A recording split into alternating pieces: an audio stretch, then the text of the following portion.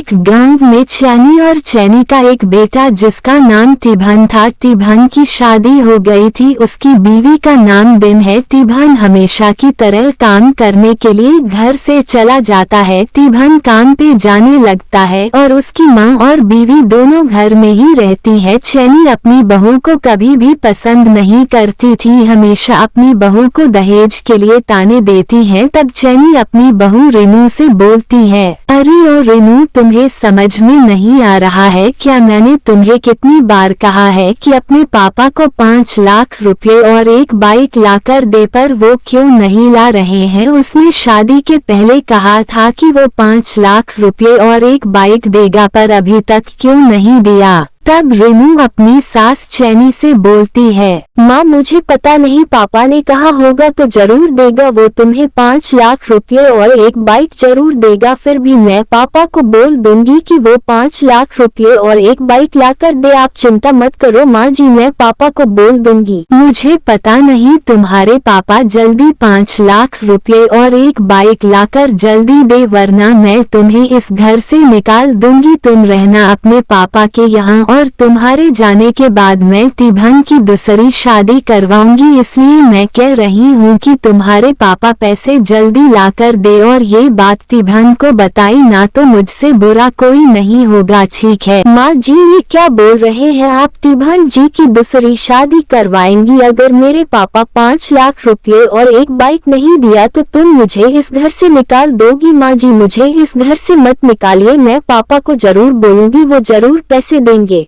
तुम्हें इस घर में रहना है तो तुम्हारे पापा को जल्दी पैसे लाने के लिए बोलो और मैं इस घर से बाहर जा रही हूँ। बाहर कुछ काम है, तुम घर पर ही रहना, कहीं मत जाना। चैनी अपनी बहू को ऐसा बोल देती है और चैनी घर से निकल जाती है। रेनू घर में ही रहती है। रेनू उदास हो जाती है, वो सोचने लगती है माँ जी ऐसा बोलेगी। तब रेनू अपने पापा को फोन में बात करती है, हेलो पापा, आप कैसे हो? सब ठीक ठाक है ना? पापा आपने 5 लाख रुपए और एक बाइक अभी तक क्यों नहीं दिया? मेरे सास ने कहा है कि तुम 5 लाख रुपए और एक बाइक नहीं दिया तो मुझे इस घर से निकाल देगी और टिभन जी की दूसरी शादी करवाएगी। आप 5 लाख रुपए और बाइक जल्दी देना, वरना मुझे मेरी सास ताने दे देकर मार देगी। और आप मेरी शादी इस घर में, क्योंकि मुझे यहाँ रहने का मन नहीं करता। रेनू अपने पापा से फोन में बात कर लेती है। टिभन काम करके घर की ओर जाने लगता है। टिभन घर में पहुंच जाता है। टिभन अपनी बीवी रेनू से बोलता है,